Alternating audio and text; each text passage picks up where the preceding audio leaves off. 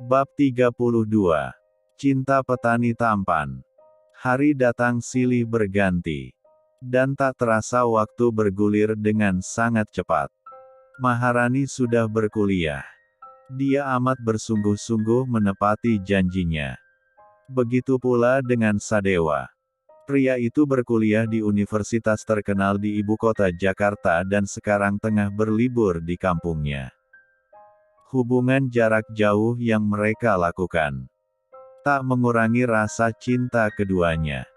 Hampir setiap malam, Sadewa dan Maharani video call, sekadar berkomunikasi dan melepas rindu melalui handphone. Seperti malam ini, di kota New Zealand. Setelah selesai pulang kerja part-time di negeri orang, Maharani hendak menghubungi Sadewa sebelum mandi. Walaupun Maharani menempuh pendidikan dari hasil uang orang tuanya, dia memutuskan untuk bekerja juga setelah selesai kuliah. "Halo sayang," sapa Maharani saat melihat layar ponselnya dipenuhi wajah kantuk Sadewa. Sepertinya pria itu baru saja terbangun dari tidurnya. Perbedaan waktu antara New Zealand lebih cepat 5 jam lebih dari Indonesia. "Halo? Maaf sayang, hari ini capek sekali. Aku baru saja sampai ke kampung, jadi tadi aku selesai mandi dan makan langsung tidur," ucap Sadewa menguap lebar. "Kasihan, tidurlah kalau begitu, aku cuma mau melihat wajahmu, sayang. Bye, I love you, muah." Enak saja mau langsung ditutup, tanggung jawab dong, aku udah melek gini, sekarang temani aku sampai tidur lagi, sahut Sadewa seketika tanpa mengalihkan pandangan dari layar. "Hehe, tapi aku mau mandi sayang." Maharani tersenyum melihat wajah cemberut Sadewa di seberang sana. "Ya udah, mandi Gi, tapi jangan diputus sambungannya, taruh aja di atas meja," ucap Sadewa sambil melengkungkan senyuman. "Ish." Maharani pura-pura ngambek. Secepat kilat ia menaruh handphone di atas meja, menghadap layar depannya ke atas langit. Lalu berlarian ke sisi kanan hendak mengambil handuknya yang tersampir di kursi kayu. "Loh, kok nggak ada orangnya? Cium dulu dong," seru Sadewa dari di ujung sana. "Sebentar sayang. Aku ambil handuk dulu." Setelah menyambar handuk, Maharani kembali mendekati nakas. "Nah ini dia cewekku hehe, sekarang mana kiusnya?" Sadewa memonyongkan bibirnya seketika.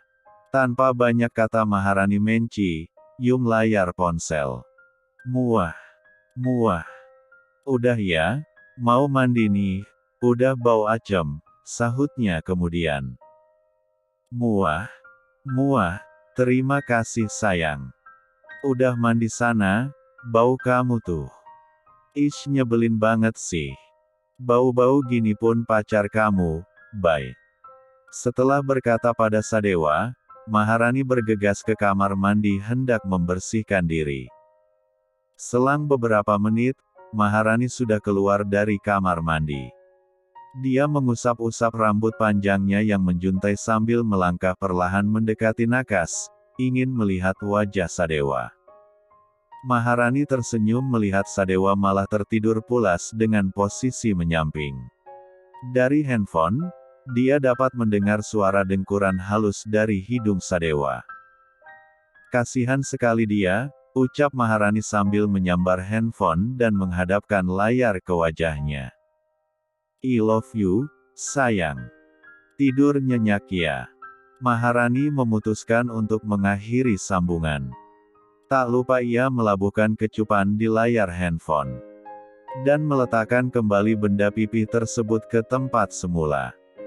Belum sampai 5 menit, dahi Maharani berkerut samar saat mendengar suara bel rumah bergema di depan sana.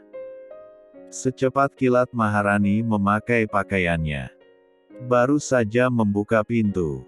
Melihat kedatangan Bima, raut wajah Maharani langsung berubah seketika.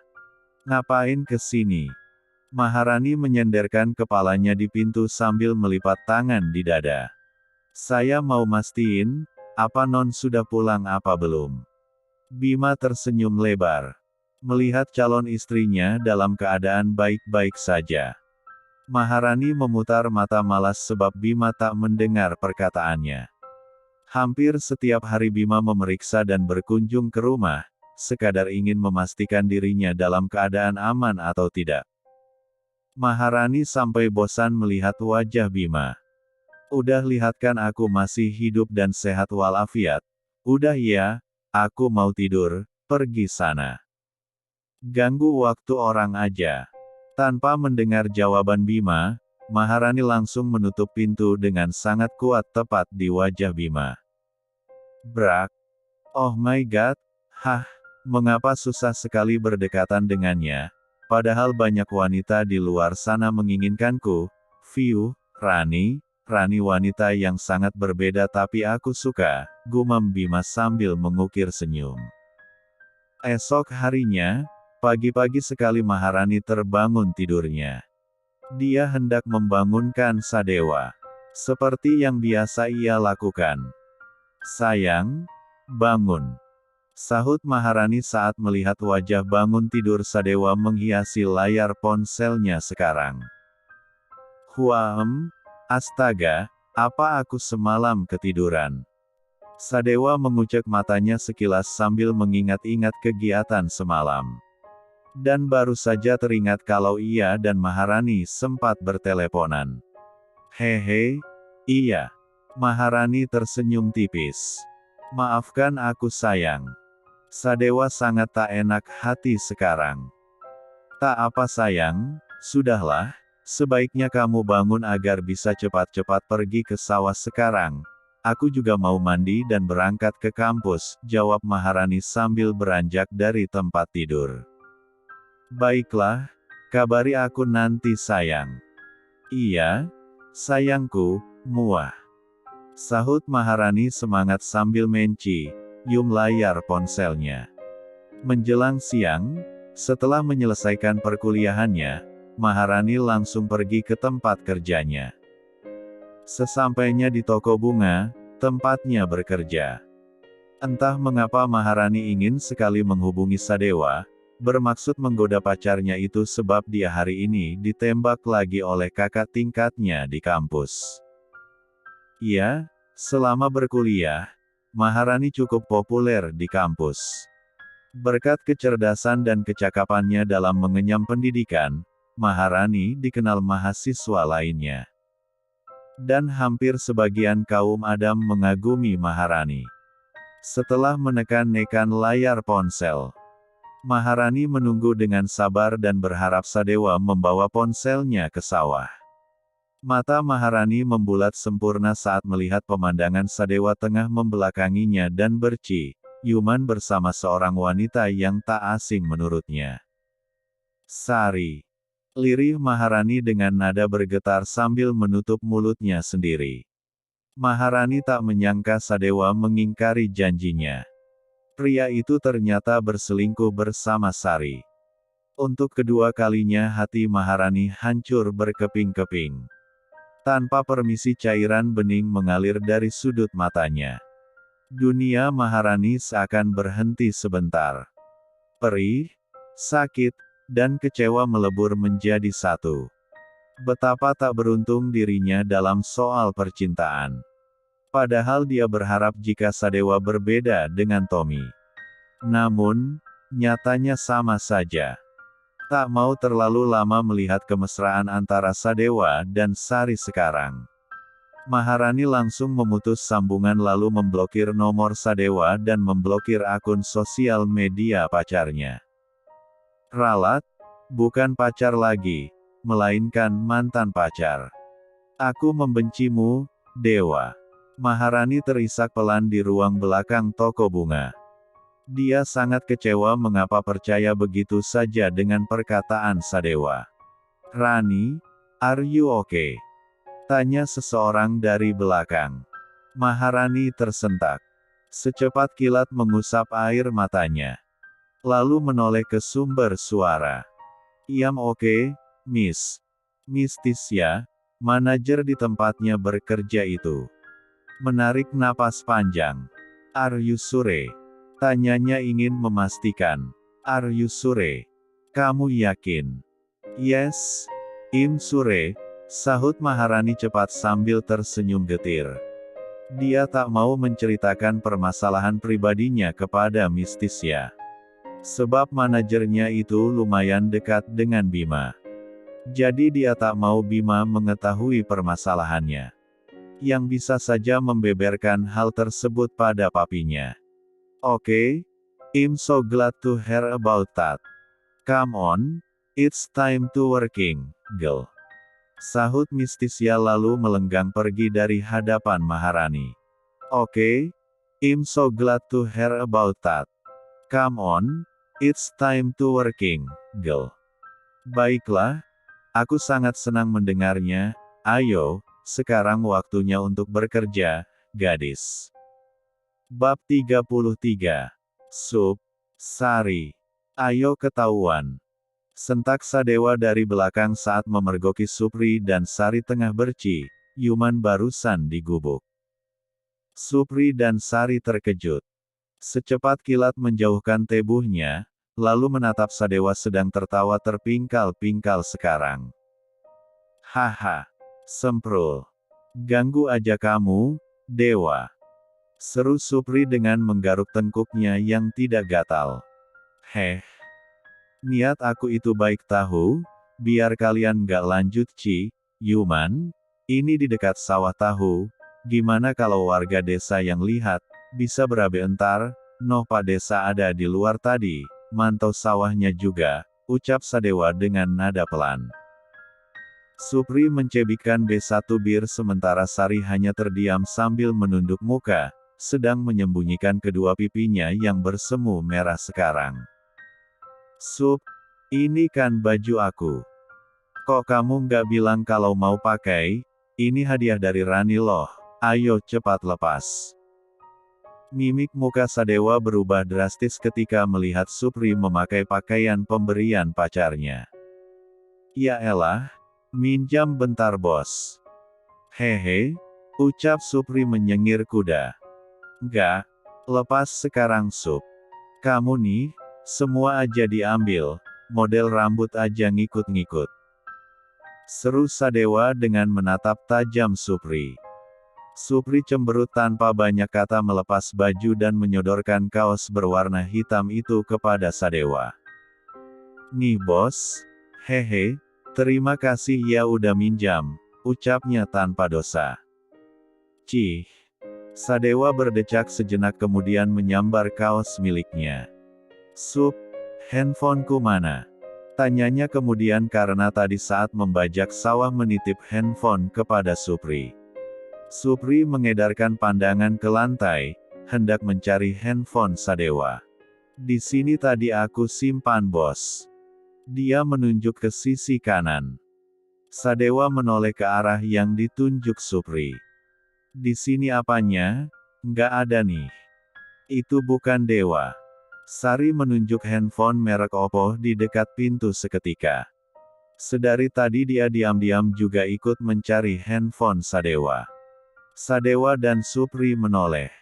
Jauh amat kamu simpan, Sup. Entar kalau dicuri orang gimana? Sadewa melangkah cepat hendak mengambil handphonenya. Perasaan aku nggak taruh di situ deh bos, kok bisa pindah ya? Ucap Supri dengan dahi berkerut kuat. Ngeles kamu. Sadewa membungkukkan badannya sedikit kemudian mengambil handphonenya. Udah bajak sawah Sup, gantian, aku kecapean.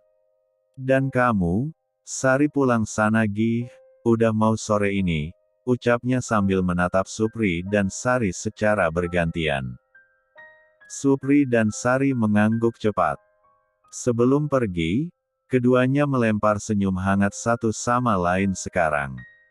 Coba aja ada ayangku di sini, nggak mupeng kan aku ngelihat Supri sama Sari Yuman tadi, gumam Sadewa pelan ketika melihat kepergian Supri dan Sari. Hah? Rani lagi ngapain ya kira-kira di sana? Sahut Sadewa cepat sambil mengotak-atik ponsel. Namun, gerakan jarinya terhenti kala melihat satu panggilan masuk dari Maharani dan panggilan tersebut diangkat. Loh kok? Sadewa mengerutkan dahi dengan sangat kuat sekarang. Kapan aku angkatnya? Dia pun menghubungi nomor Maharani. Akan tetapi tak terhubung sama sekali. Lah, kok nggak bisa masuk? Sadewa merasa ada yang tidak beres sekarang. Secepat kilat ia kembali menelepon Maharani dan hal yang sama pun terjadi. Nggak mungkin nomorku diblokir kan? Sadewa melihat foto profil Maharani kosong. Dan saat ia mengirim pesan hanya centang satu. Sadewa panik seketika. Tanpa pikir panjang, ia masuk ke sosial media Instagram, hendak menghubungi Maharani dengan DM, direct message. Namun, akun Instagram Maharani tak ditemukan sama sekali. Sadewa benar-benar ketakutan. Dia pun tak menyerah, mulai menjelajahi semua sosial media Maharani yang lainnya. Lagi dan lagi akun Maharani tak ada. Sadewa menebak jika akunnya diblokir Maharani. Akhirnya Sadewa memutuskan keluar hendak mencari Bule Sri. Betapa terkejutnya Sadewa saat mendengar penuturan dari Bule Sri mengatakan kalau Maharani tadi menghubungi Bule Sri, untuk menyampaikan pesan kepada Sadewa, jangan mengganggunya lagi karena dia tak mau menjalin hubungan dengan pria yang mengingkari janjinya. Tentu saja Sadewa kebingungan. Dia pun langsung meminjam ponsel Bule Sri untuk menghubungi Maharani. Namun, Maharani tak mengangkat sama sekali panggilannya. Rani, kamu kenapa sih? Angkat dong sayang. Sadewa nampak muram, melihat layar ponsel Bude Sri yang gelap. 5 menit kemudian, Sadewa memutuskan untuk kembali ke rumah. Hendak meminjam handphone ibunya. Sadewa begitu nelangsa, melihat Maharani tak kunjung mengangkat panggilan. Rani, jangan giniin aku dong. Ark. Sadewa membanting handphone ke atas kasur kemudian mengacak-acak rambutnya, frustasi. Kayaknya ada yang nggak beres nih tadi. Sadewa mendengus kesal sejenak. Hari berganti hari, bulan berganti bulan. Walaupun Maharani tak menghubungi dirinya semenjak hari itu, Sadewa tetap menganggap Maharani pacarnya. Selama menunggu, Sadewa juga mencari penyebab, apa yang membuat Maharani tiba-tiba memutuskan hubungan secara sepihak. Namun, tak ada hasilnya sama sekali, dia pun kebingungan sendiri jadinya. Sadewa begitu nelangsa, tak berkomunikasi dengan Maharani. Kini pria itu terlihat tak seceria dulu jika bersama Supri dan Bejo. Sampaikan salamku padanya ya Allah, aku merindukannya, jika aku ada salah, aku minta maaf. Sadewa menatap hamparan sawah dari gubuk, tempat ia dan Maharani dulu pernah bertiga-lukan untuk pertama kalinya. Entah mengapa tiba-tiba cairan bening mengalir begitu saja dari sudut matanya. D4 Sadewa terasa amat sesak, menahan rindu kepada pujaan hatinya yang sekarang entah sedang apa di sana. Rani, jaga hati untukku ya, aku mohon, I love you, I miss you. Lirihnya pada hembusan angin yang berada di sekitarnya. Berharap semesta dapat menyampaikan pesannya sekarang.